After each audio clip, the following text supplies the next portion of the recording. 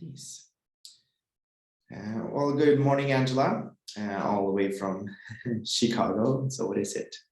6 a.m. For you. Hi, Babak. Hi, Asamat, Eileen, Anwar, Katerina. What would be nice, guys, if you could say hi in the chat and maybe the city/country you are from, so that yeah, we can kind of get a view of everyone.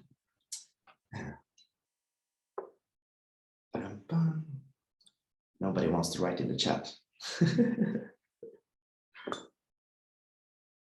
Let's see.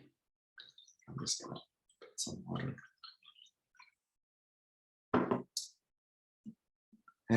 We have Dimitra, Donatella. Hi, Isabel, from France.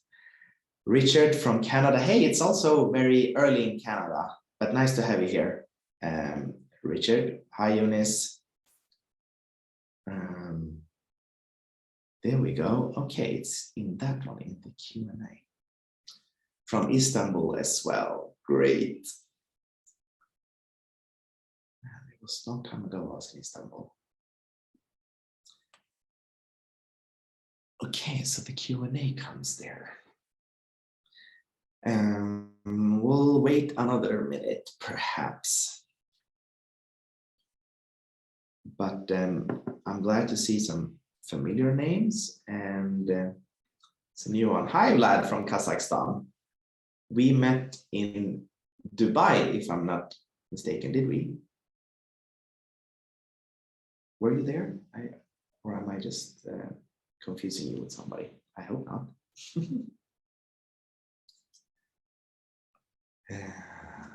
Let's see. Dimitra from Helsinki. Hi, Katarina. Awesome. Okay, I'm gonna start. We have this webinar as part of a recording as well. So don't be afraid, the material will be available. And then we kind of kick it off. I just want to say hi and introduce myself for the ones that doesn't know who I am. My name is Ali, and I'm the CEO and co-founder of UBI Global. And I've been doing this soon for 10 years now, which is just crazy. And I learn something new almost every year. But this is my favorite part, to speak with you guys. But also about our research, about what we do, and about how we have been thinking and where we are going and all of that. So yeah, I'm really excited for today, and thank you for being here. We're going to try to make this presentation for around 40 to 45 minutes, and it's going to be a conversation with a colleague of mine, and then the last 15 minutes, there's room for Q&A. But as we go, please, you can write your questions in the chat, in the Q&A, and then we'll take them in the end. I'm gonna get help from my coworkers as well. So let's see if we have the technology with us today, and I'm gonna press share, and hopefully you guys see my screen. Does it work? Perfect. So welcome to the research webinar for the World Benchmark Study. Just a little bit background on the company.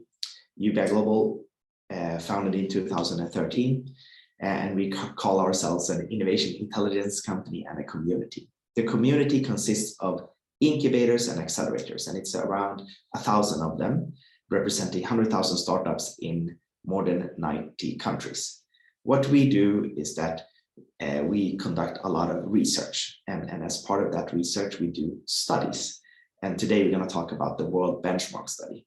But the data from the research and all of the study, we are compiling it, we are writing reports, we are creating a lot of interesting outputs to give it back to you guys. And one of the recent development that we've had the past year is that we have started another company, or a couple of the founders of UBI, called Global Innovation Studios. And Global Innovation Studios has become the digital tool, the platform for the UBI global community and all of its intelligence and all of its contact and network. So it's the technology platform of UBI. And the Global Innovation Studios, the idea is that there's a place for you as an incubator and accelerator where you can connect, where you can learn and engage with your peers from all over the world.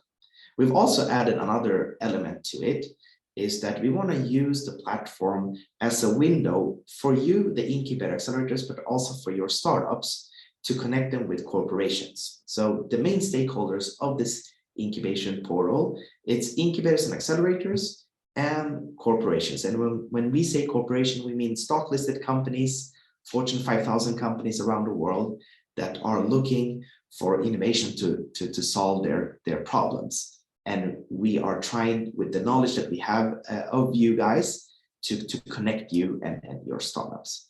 And many of you today have a profile already on the portal. If not, go to globalinnovationstudios.com. It's free of charge, and many of the features and functionalities, and then we can take it from there. And I also think that we have a short video that we would like to show about Global Innovation Studios. Clemens, would you like to help me out with that one?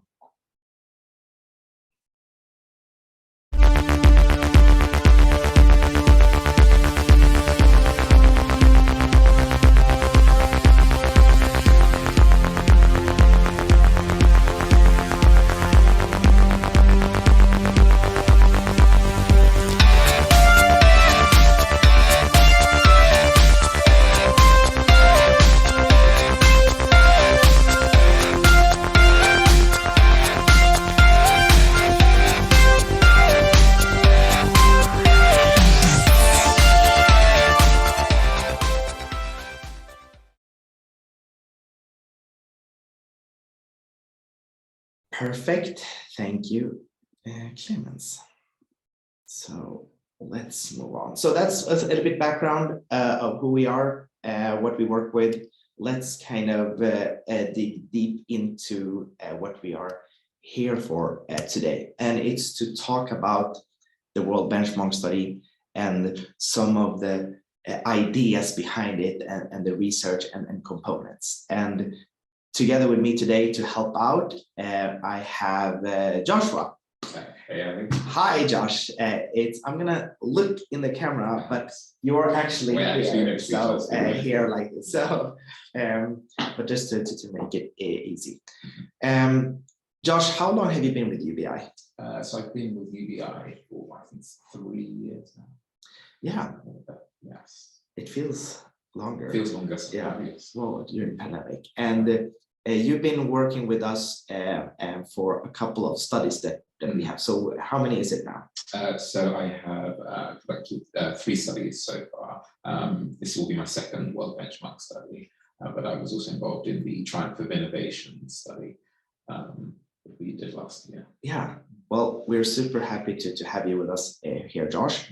And yeah, try to help us dissect a little bit around the framework, the metrics, the structure and all of that. Sure. And also a new component that we've added to this study that you've been leading a little bit, which I'm personally excited about. So let's move ahead. Before with the webinar, we sent an email asking you guys a couple of questions that we asked you guys to send in your questions to us for the webinar, if there's anything you would like for us to bring up. So, for example, what's the benefit? How does the study take into account different types of programs? How much time does it take? ESG and etc. We will, throughout the presentation, ensure that we are covering all of them. If you guys have your own questions as we go, again, please use the Q&A functionalities, and then there will be a session in the ending where we'll be able to answer them as well. Great.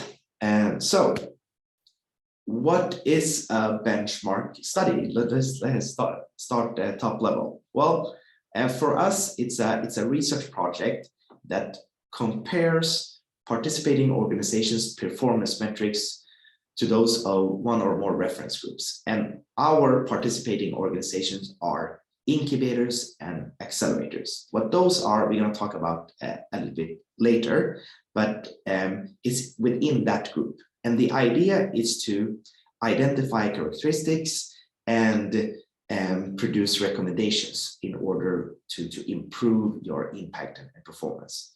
And that's what this study is about and what we want to do. But, you know, why should one do a benchmark, and especially if you're an incubator and accelerator? And that's a question, you know, I've been asking a lot of you guys, but Josh, if you would help me out a little bit, why is it important to benchmark yourself? Sure. To my mind, I think it is useful because it helps you to get a kind of a good understanding of your impact and your performance, basically, the areas in which you're most strong and the improvements that you can make. And I think a lot of it comes from the kind of insights and best practices that we produce, but also the data on your program that is kind of that comes out of this study and comes out of being benchmarked. Also, I mean, in terms of kind of the degree of communication you get to do with other programs and the opportunities that we provide for that, I think that's a kind of an additional aspect of our benchmark, which I think is really great, actually. And I think, feedback we've gotten from program managers, they get, programs tend to get a lot of benefits from that interaction with the community. Yeah. As always, as any organization, it's important to kind of see how well you guys are performing, but we need to come to an agreement, at least what we are measuring and how we're taking a look at that. But if we come to that agreement and we have a great pool of peers, then the insights will be very interesting around that. But one of the benefits that that we've added as part of participating in the study, outside of understanding impact performance, is that you are automatically also connected to a global community of peers. And the Global Innovation Studios platform is one way for us to kind of connect all of these things together as well. But the study, with the intelligence that it gathers and the data, we can use it for multiple purposes, as mentioned, actionable insights, best practices, and connection. So there are many benefits, and we hope that you reap them together with us moving ahead. Definitions, we always have to talk about that, and we've been having this definition for quite some time. And I really want to also say that as part of the study, we ask you to self-assess yourself in that sense, and decide where you belong. You might communicate something externally, but as part of the study, we might categorize it differently based on this definition. So just very short, Josh, what's an incubator according to us? Sure. Well, I mean, with most definitions, it can be kind of disputed, and it's something we've discussed again this year, but we've decided to keep the same definition, but we loosely kind of categorize business incubators as those that kind of focus on supporting more early stage client startups and helping them create viable businesses. Now, it's the type of support offered is the kind of key distinction, we think. And so we think the key distinction between incubators and accelerators is that accelerators will tend to help with kind of scaling and helping clients gain kind of traction and things like this. They also tend to be shorter in kind of duration. So client startups will be within the programs for a kind of shorter period of time. There's great kind of variability within kind of accelerators and incubators, and you have early stage accelerators, for example. And this is why the kind of self-identification is important. Sometimes we do have a little bit of kind of back and forth discussion with programs programs who are kind of unable to identify themselves. But we also have it's kind of baked into the questions we ask, because a lot of programs have incubation and acceleration efforts, and so we ask them to kind of weight it. And so maybe you're 30% incubation efforts, 70% acceleration, and we kind of make a judgment. Exactly. So the study, how it's conducted, we're going to give you the definition, but we developed the questions in that area where we also allow you to showcase how you're structured, and then from there we can decide where you would belong, or if you are a hybrid of both of them. Moving on, we also try to differentiate between different types of incubators and accelerators, and it's around it's four different types that we have identified. So university incubators, public ones, private, and then corporate ones. So basically, where you're derived from, where you get your objectives from, and how you are operating. So why do we, Josh, kind of group and differentiate our community when it comes to the incubators and accelerators? Well, we apply the same framework to all of our programs, and we assess them according to the same criteria and KPIs. And we benchmark all programs against each other, but we do recognize that programs can differ vastly in their aims, operations, etc. And so in terms of rankings and recognitions, we do place programs in these categories as a kind of recognition of the differences in their aims and the ways they operate. Yeah. So key thing here is that we give you data based on everybody, but when it comes to recognitions and rankings, etc., we separate you guys. With that said, we've also now developed a tool that will allow you to later on decide which of these pools and groups and other types of filters and segments for you to benchmark yourself against, so that you truly can find your true peers in that sense. But we're going to give you that option in as part of the end result. Let's talk a little bit about the framework. So when it comes to benchmarking incubators and accelerators, that was actually one of the questions that I had when I was a student back in the day. And as part of my master thesis, among other things, the question was, what is a successful business incubator? And then how would you measure that success, and what does that success means? And then afterwards, of course, who are the most successful ones? And after a lot of investigation, research, back and forth, speaking with you guys, speaking with experts, speaking with different innovation stakeholders, basically around the world, we kind of came to a conclusion of a set of performance indicators, KPIs, as we call them, that we saw that, okay, once we interviewed a lot of different people, this is kind of a pool of KPIs that we found. And then over the years, we tweaked it, tried to kind of identify the most important ones and see if we could try to categorize them.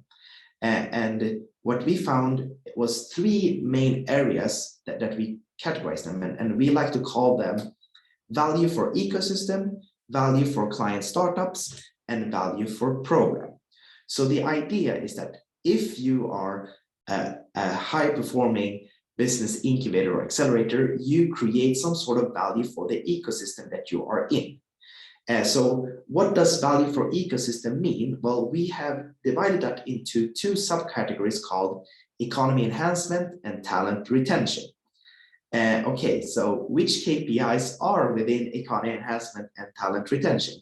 And that's what we're going to take a look at in the next slide. So the idea for us is that if you're an incubator and accelerator, you provide some sort of value for the ecosystem that you're in. And that has a weight of 33.3%. And if you are a good incubator and accelerator, you also provide value for the client startups, meaning the startups that you incubate or accelerate, that you help them to grow. And so how do we measure that? By competence development, access to funds, and access to network. Basically what you guys are doing, with your startups to help them become a better entrepreneur, to help them raise money, and to help them to be connected to the market. Then we have a third category, which we call value for program. And that also says like how attractive is your program, and what type of performance does your startup have once they leave you, because we truly believe that startup success is not only within the duration of the time spent with you guys, it's also it has a long tail in that sense. It can also be attributed to you a couple of years after as well. So we're going to take a look at those metrics as well. So what we've decided is that again, if you are a good incubator and accelerator, you provide value for ecosystem, you have value for client startups, and you have value for programs. And we have divided into equally weights. But then the different subcategories have weights on the weights, and then the different KPIs has also different weights. And the idea is that you get score on all of these, and then we accumulate the score and give you something called a program impact and performance score. So let's take a look at the metrics and see how they are constructed in that sense. So Josh, could you help me, what are the most important metrics when we measure the value for ecosystem, for example, of an incubator and accelerator? Okay, well, it's quite a difficult question because it's something that's kind of much disputed. And in that sense, it's hard to say which is the most important kind of KPI, which is why we've given certain KPIs kind of weightings. And so we believe kind of jobs created and sustained, for example, is one of the more important KPIs, certainly in that category and overall in the framework. But I don't think it's possible to say that it's the most important, because we believe all of these KPIs are important in some way. So yeah, maybe an unsatisfactory answer. It's a very difficult thing to do, and this is why we have discussions with our research advisory board and with you guys, the programs, and try and change this and change it by iteration in order to get a benchmarking work that kind of works and is most universally kind of applicable. Yeah, but I think we all can agree at least that one of the jobs of purposes of an incubator, is to support the enhancement of the economy in that sense, also to support the startups, but it's going to enhance the economy that you are in, and that will help the ecosystem that you are in. So, we've been talking about this along, when we're interviewing you, but if you're in a university incubator or if you're a public one, this might be, very important. But then if you're a corporate incubator and accelerators, do you care about how many jobs you have created and sustained? Maybe, something else is more important. So we have decided as an organization, to take when we look at everybody, that based on what you have said, here are the ones that have a little bit more weight than the others. But with that said, we can always shift and change the weights. That's a little bit up to us and together with you and together with the person requesting the insights and benchmark. But we have to take a stand at some point when we create benchmark rankings, and we have decided that a couple of these have a little bit higher weight than the others. Could you just share with me, Josh, how would you measure an incubator's value for a client startup? What type of metric would that be? Okay, well, I mean, one of the big ones is kind of total investments attracted, because it's kind of a KPI that assesses a program's kind of success in supporting their startups' total financing efforts. And it's kind of important because the failure to secure sufficient investment is kind of one of the key reasons for high failure rates of startups. And so this is one of the things that we think is kind of most important. And it's one of the reasons we have put this KPI in the framework and given it a high weight. Perfect. And I also mentioned when it comes to value for program, we also take a look at the startup's performance once they have graduated. So, for example, what does qualified exits or high growth enterprise mean? Okay, well, it kind of measures, it's a measure of the client startups post-graduation success. And yeah, in a kind of, arguably more, kind of, a more concrete way than, say, high growth enterprises, for example. It represents the kind of pinnacle of the success of a kind of startup, a qualified exit or kind of acquisition. Would represent for most people real success. So a qualified exit could be that, you've been acquired, you merge, you become a unicorn, some sort of, growth in that sense. And we attribute that for how many years post-graduation? It's 5 years. So all of these metrics have also different duration times that we calculate. All of you that does the study, you will receive a KPI definition document with every KPI, with the justification of the KPI, and also what are the backside, or how to say, the constraints of that KPI, and how we have tackled them. So that you can kind of take a look at why we have chosen them together with the market in order to fully better understand. So that's something that we've added this year around, an enhancement of the definition of the metrics, the justification around it, the metric itself, and the duration back. So we hope that it will provide you guys a bigger understanding. We will in the future, we might in the future only do a video talking about each KPI's definitions, because they are so important. But we'll see how we go about that soon. Okay, so those are the KPIs. Again, 21 KPIs constructed in 7 subcategories, constructed in 3 categories, and then we score everything up, and then you get one big score based on your performance. This time around, we've also added a new aspect of the benchmark, and it's something called the ESG framework. Josh, what is ESG? Okay. It refers to environmental, social, and governance criteria, and it's basically a kind of a lens of looking at impact in kind of sustainability and social terms. It's an issue that's been of kind of increased importance, the way it's discussed to markets and in kind of our daily lives. And although we've had we've had social incubation questions for some time, we felt it was kind of important to formalize their inclusion in the study in some way, and if possible, kind of include these issues in a framework, formal.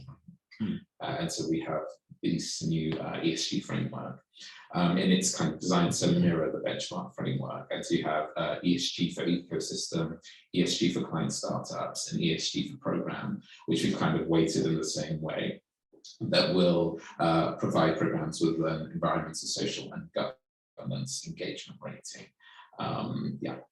Also that's kind of similar to the PIP's overall kind of rating. Crucially, though, I mean, it's not going to affect the overall rankings. This is something that is kind of additional aspects of the study this year, and so it will not affect the ordinary kind of benchmark rankings. But yeah, it's kind of to signal the kind of direction of travel, perhaps, and the formalization of sustainability and kind of social questions in the way we benchmark. Previously, was it 6-8 years ago, we added social incubation type of questions to see how you guys were working around that and what your startups did. And then we developed a bit further, and we talked about the UN development SDGs aspect around that. And then the last study we did with the Triumph of Innovation, we put some ESG aspect into that as well, and then something called DEI, the diversity, equity, inclusion type of thing. And we learn a lot because, we get a lot of great feedback from you guys, and the data shows us, where you guys are heading and what your troubles are and what you need to showcase to your stakeholders. But since these type of thematic focus areas are not kind of always sustained. We need to understand them before we do a ranking or before we do that type of thing. So we exclude them, but we still like to highlight them and then see how we can develop it further. So we also made the KPIs a little bit simpler. And then based on your answers, we kind of can give you a score, and then we can develop it further as part of discussion forums and etc. So let's just take a look at some of the metrics, how it's constructed. So for example, Jost, what is an ESG criteria for ecosystem, for example? Okay, so I mean, if we look at something like perhaps environmental impact statistics, yeah, a lot of these, well, basically all the questions are yes, no, which kind of reflects the fact finding. Yeah. So the question might be, does your incubator cover environmental impact statistics? Yes or no? Yeah. So what would a yes say to you later on, when we analyze? What would, yeah. So a yes would suggest that you are kind of aware of, or you place importance in the environmental impact of your client startups, and that you have some way of collecting statistics related to this. And that kind of indicates that your client startups will operate in ways that are less environmentally detrimental, or kind of, yeah, more positive than they might otherwise do. It's something that we don't expect to be very high, but again, it's kind of fact finding. There are like carbon accounting softwares and things like that that can help programs and companies measure their environmental impact. And we just want to kind of see where programs are with these things. Yeah. So yes, no's give some sort of understanding of you guys, the incubators, for what you are doing as a program, but also, as you see, ESG for client startups. So do you guys train your startups in ESG? Yes, no. That says something about you as a program, and then we can dig deeper into it, how you do it, what you provide, what the impact and moving ahead are. Ia, can you give an example ESG for program? What would that be like? Yeah. So I mean, whether programs have ESG or aspects of ESG included in their strategy, and so whether you have a strategy for improving kind of internal ESG performance, says quite a lot. Whether you have specific policies, what these policies are, yeah, these are all questions. Yeah. So we hope after the study be able to give you some interesting statistics and metrics where we'll be able to have a percentage that 60% of all university business incubators are systematically working with ESG. I don't think it's going to be that high of a number, but that gives an indication at least where you are and what you can do about it. And you can use that data point, that information, in order to get more funding to support more, or to see are we doing what the rest of the world are doing, or decide, yeah, either to double down or move ahead. So hopefully we will be able to kind of give you a global context and understanding of what everybody else is doing. I'm also, of course, very interested in learning how you actually do it and the qualitative aspect of it, but that's going to be a future step. So I look forward to see you guys, your data around this, if there are any. How do we conduct the study? Well, it's quite an, in quotation mark, easy 5 steps. We call it data collection, data treatment, performance assessment, program ranking, and program benchmarking. And I'm gonna zoom into a couple of these things, but the idea anyway is that we start by collecting the data, and to be able to collect the data, we need to define what type of data that we want, and that's what the framework and the methodology the framework and methodology helps us to do. But as part of the data collection, it is a self-assessment, and it is a survey where we ask you to answer the questions and kind of put it in. But once the data is in, a little bit of our job starts, and We're going to talk very shortly about that, because that's where Josh earns his engagement with us, and that's the cool part. After we treat the data, we assess them a bit further. Once we have assessed them, we produce the ranking, and once we have produced the ranking, we do the benchmarking. And just as from a research point of view, as you see, we do the rankings before we do the benchmarking. Why? Because a benchmarking means that you are compared against somebody, a reference line in that sense, and the ranking gives us who you should be benchmarked against in that sense. So you always create the ranking before you do the benchmark, which is sometimes forgotten.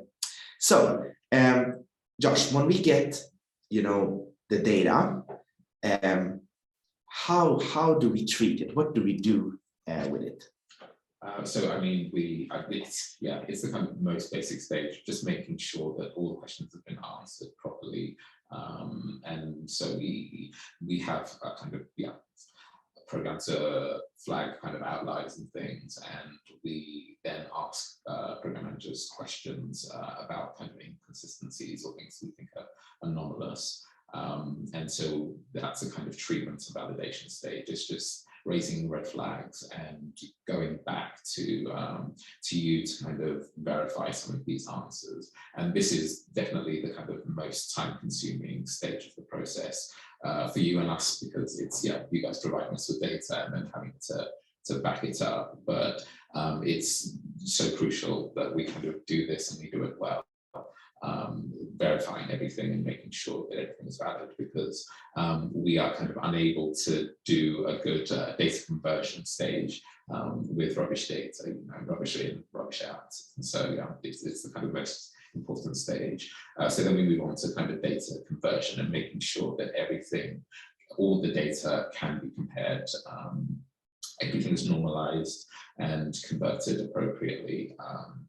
Say having everything in kind of dollar amounts and things like that, so things are all kind of easy to compare to each other, and then we can get on with the process of ranking and benchmarking after all this is done. We conduct the study in multiple languages, so we do it in English and Spanish and Portuguese, and that's our normal. Just translate the non-English one. It's some set of work, and again we put it into a really cool, I would like to say, that we've developed an Excel file over the years.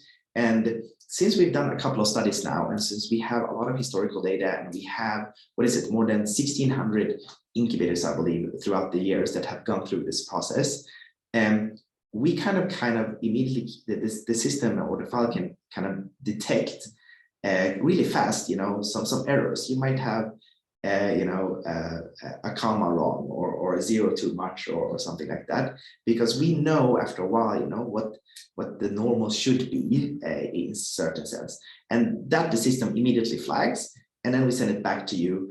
Hey, can you just double check this or not?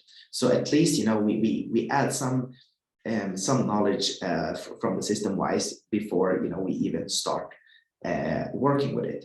Then later on, I think the interesting part is on the data conversion, is that it is a lot of converting the type of data and capping it and doing some sort of standard deviations and at weights and etc. And this is where we come in as researchers in that sense, to kind of make it as fair and as clean as possible.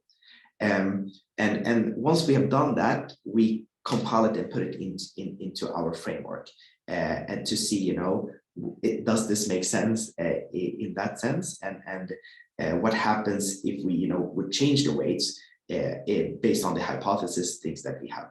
So we've done this since 2013, but we're not alone, and I think that's very important to state, that we are always inviting a couple of new programs together with us to help us build this, but also to verify it.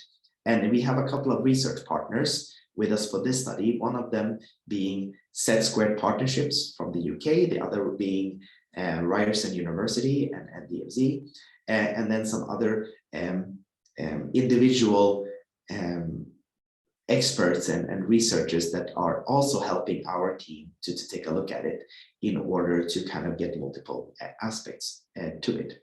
We've done this a couple of years now, and I'm, we tweaked the system quite well. It should go a little bit faster, but I also want to share that we will do a complete overhaul for the next study as well, and see what would happen if we would build it completely from start again. But this time around, it is based on the previous study with some add-ons based where we are in, and it's going to give a good understanding.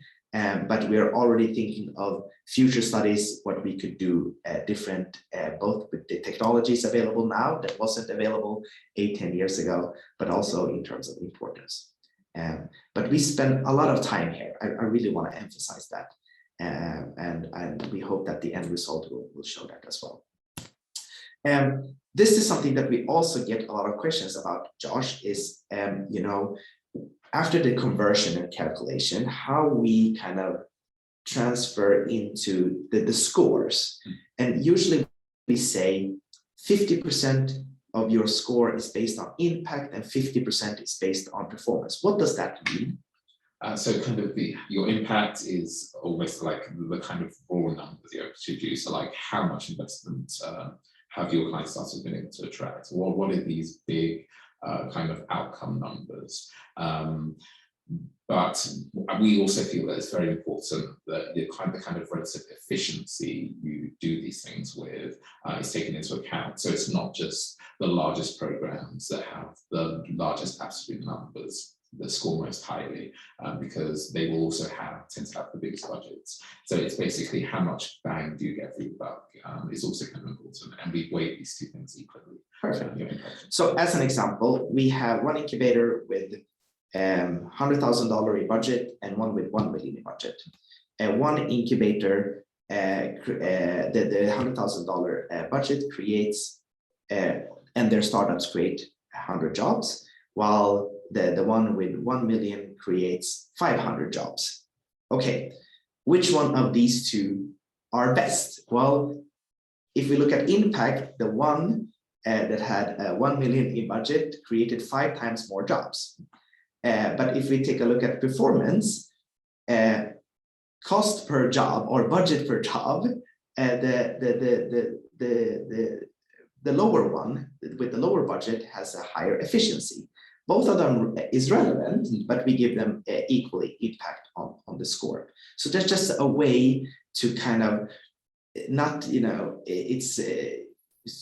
we always want to also encourage, how good you are to leverage the resources that you have, and the resources is somehow being used by the budget available, etc. So you can put a lot of money in to get whatever output, but it's the efficiency aspect as well. So again, an incubator, an accelerator with UBI has both a high impact and a high performance in that sense. With that said, we could create only high impact numbers, and we can show you a list of here are the programs with the highest numbers. And we could also do the other way around. Here are the programs with highest performance. And it could be a very small program from middle of nowhere that leverages. But both of them, are relevant in that sense, and we try to combine them. I think that's what we would like to share on the assessment aspect of it. Okay, so once we have made everybody kind of a score, and we clean the data, we convert it, we give everybody a score, how do we then do rankings? So what's important when we do rankings, Josh? Well, I think the kind of relative category is the kind of most important thing. So dividing the programs into their relative categories is kind of the most important thing.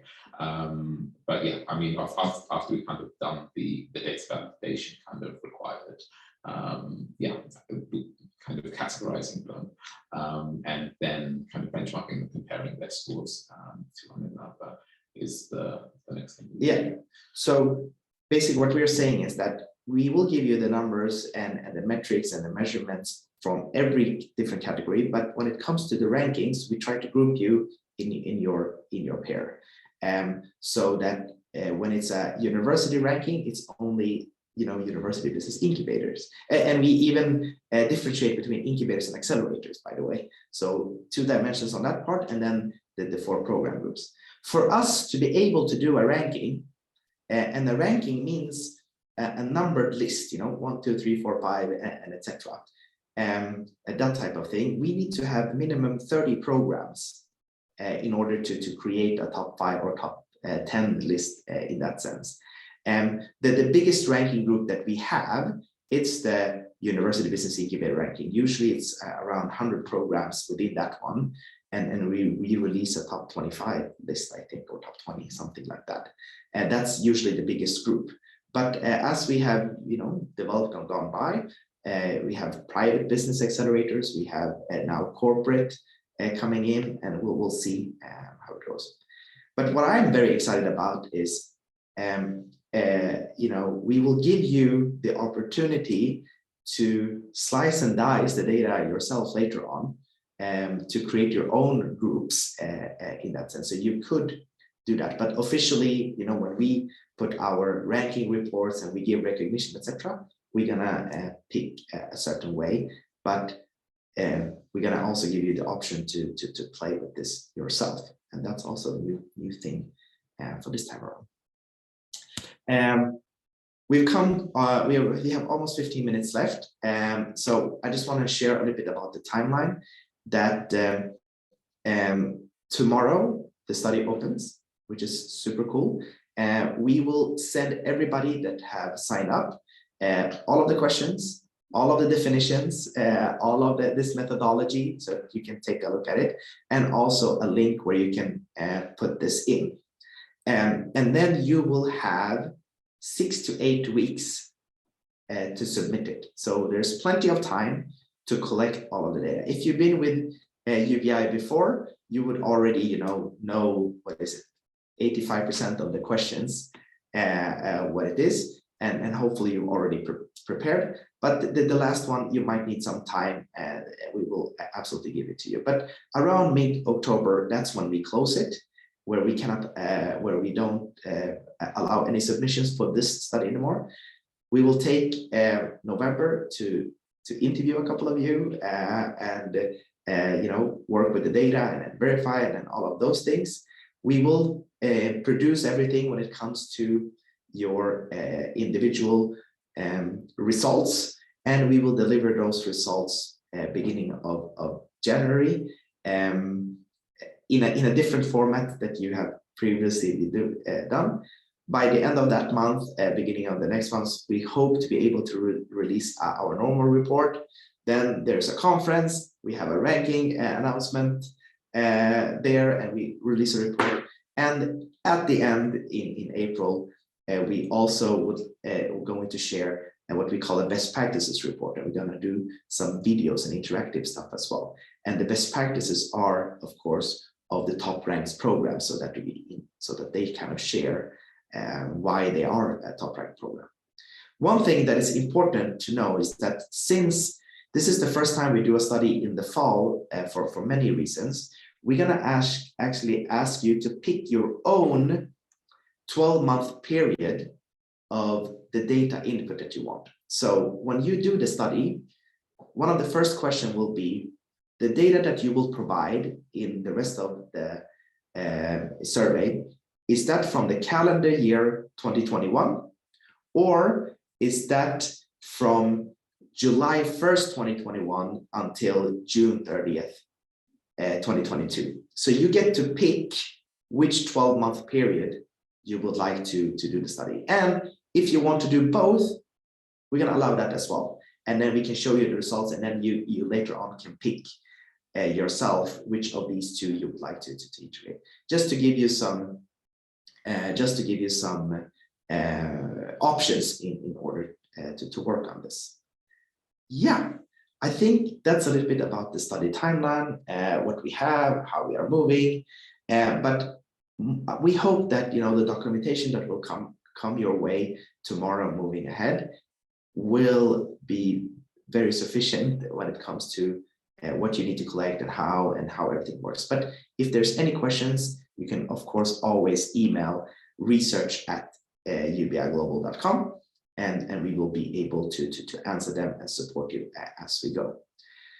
Now we have 10 minutes left, and I think we can see if we have any questions that we can ask while we are here. So I'm gonna stop sharing, and I'm gonna bring up the Q&A thing, Josh. So Josh, what does DEI stand for?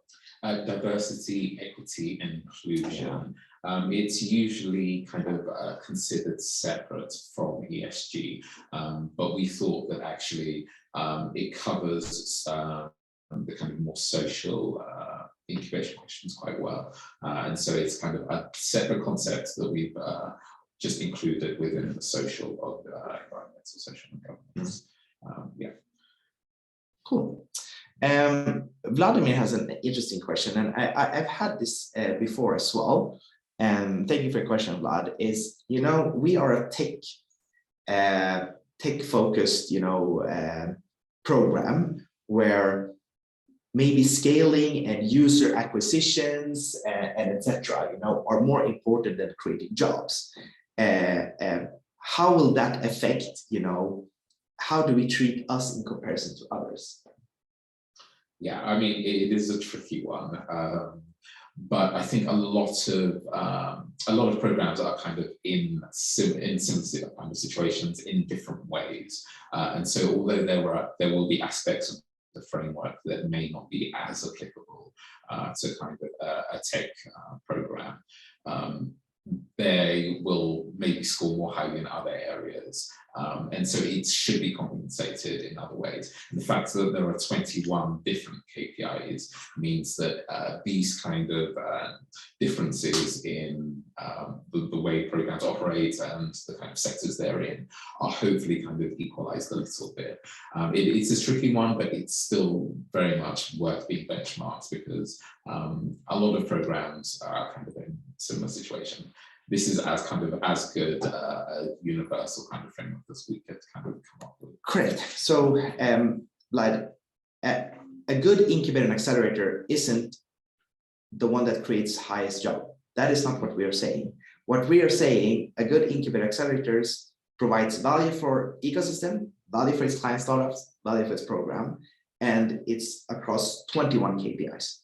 With that said, if you would like to see who are the best ones on creating jobs, you will be able to do it. If you would like to see the ones that has high growth scaling or you know, more jobs or investment attracted, you can do that. And so you could say that a good incubator accelerator is the one that have most investment attracted. We can show you that, but for us, that is not enough. It's the entire, you know, the holistic approach of all of these things together. And that's the way we have tried to solve it and moving ahead. But great question. And this is something that, you know, we had to address. We got something from Babak. What about hybrid programs ranking? How does that gonna go? Okay. I mean, it would be possible to create a kind of hybrid program ranking as well. But again, it speaks to the kind of needing maybe around 30 programs in order to create a kind of valid ranking.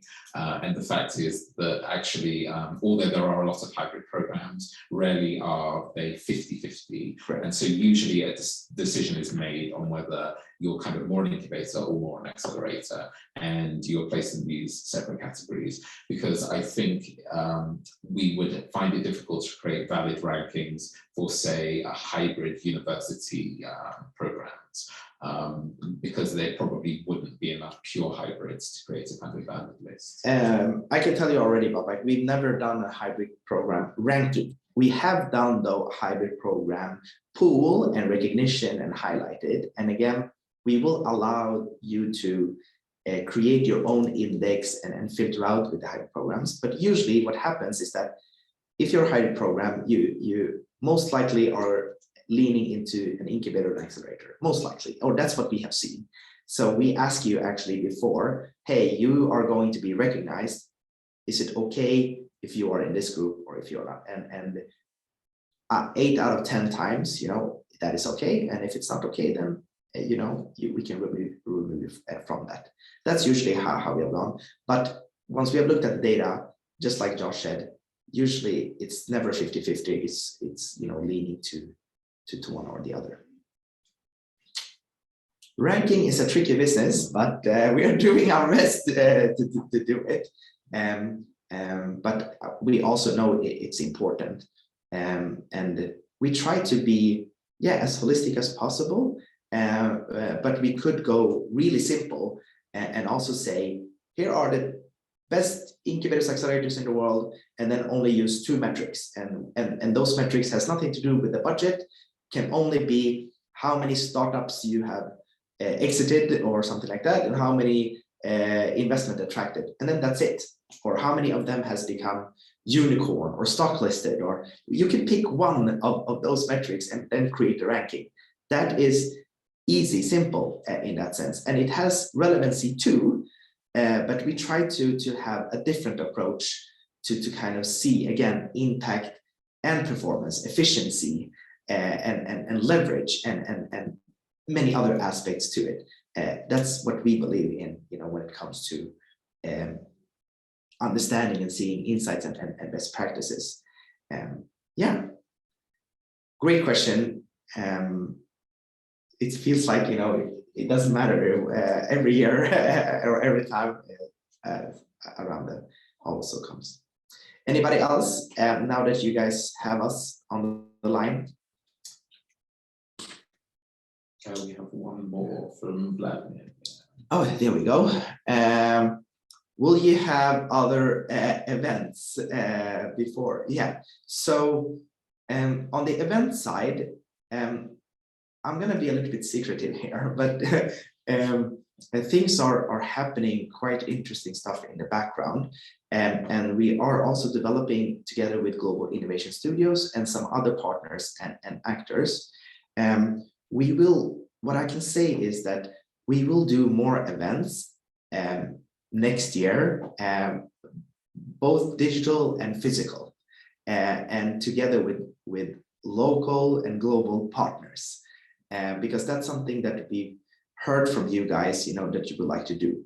But on the digital aspect, that it's going to be an integrated component in Global Innovation Studios, so that, for example, you could invite events within your industry, because we understand that that's a very important aspect. So, for example, if you are an incubator working with life sciences or agri-tech, we will, with the portal, help you find all of the agri-tech focused incubators and accelerators, and then support some sort of event where we guys connect and kind of help you to host that. And you can kind of get to pick in that sense. So a lot of those things will happen, and then with the aspect of also having physical events where we all come together.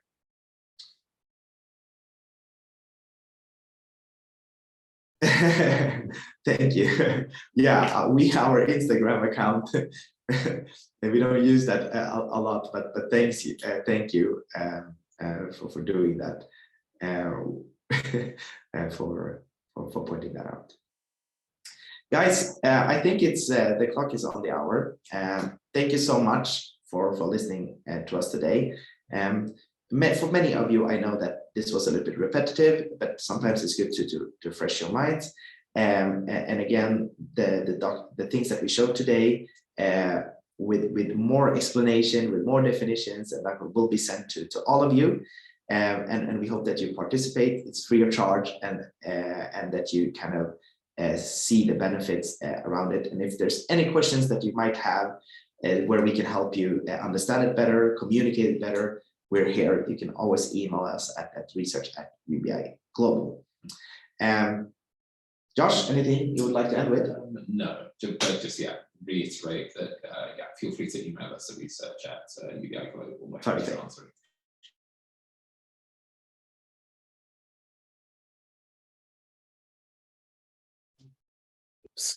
We've had Ali has conked out quickly, but hopefully you can Yeah, hear his voice. I want to apologize. Sorry, I want to apologize. My computer just said, okay, thank you so much.